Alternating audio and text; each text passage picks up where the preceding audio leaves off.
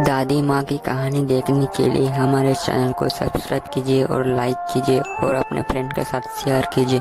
चलिए हम बढ़ते हैं अपनी कहानी की तरफ। नान्ही की गाय। गांव की एक छोटी सी बच्ची नान्ही थी।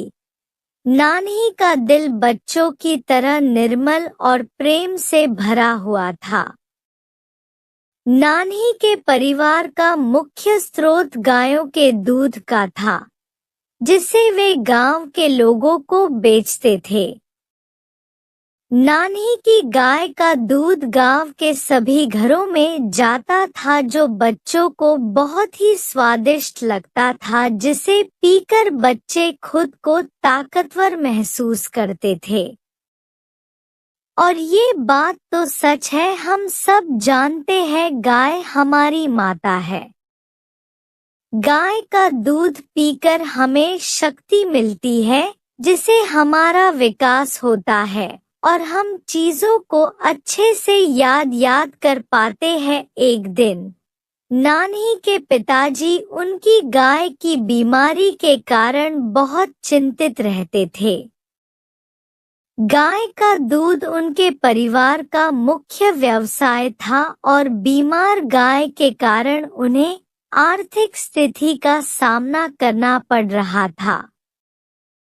नानी ने देखा कि उनके पिताजी दिन रात काम करते रहते हैं, लेकिन गाय की स्थिति सुधारने में सक्षम नहीं थे।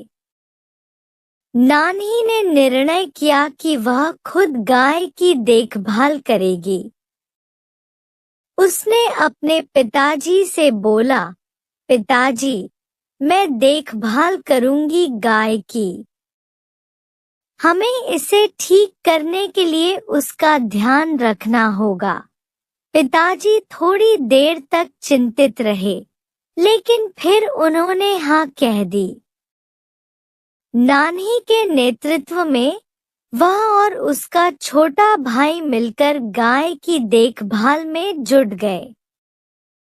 नान्ही और उसका छोटा भाई ने गाय को सारी देखभाल की, उसे अच्छा खाना दिया, उसे सही समय पर बहुत घुमाया और उसके साथ प्यार और ममता से बर्ताव किया।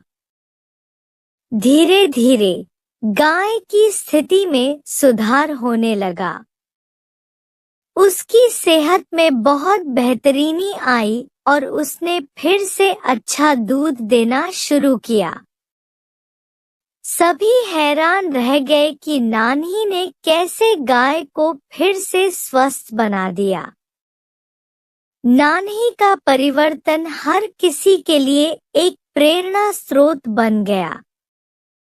नान्ही की मेहनत और उसका संघर्ष ने दिखाया कि किसी भी छोटे बच्चे की नज़र में भी बड़ी ताकत होती है और वह अपने परिवार की समृद्धि के लिए कुछ भी कर सकता है। नान्ही की गाय इस कहानी से हमें यह सीखने को मिलता है कि अगर हम किसी कारगर उद्देश्य के साथ मिलकर काम करते हैं, तो हम किसी भी मुश्किल को पार कर सकते हैं।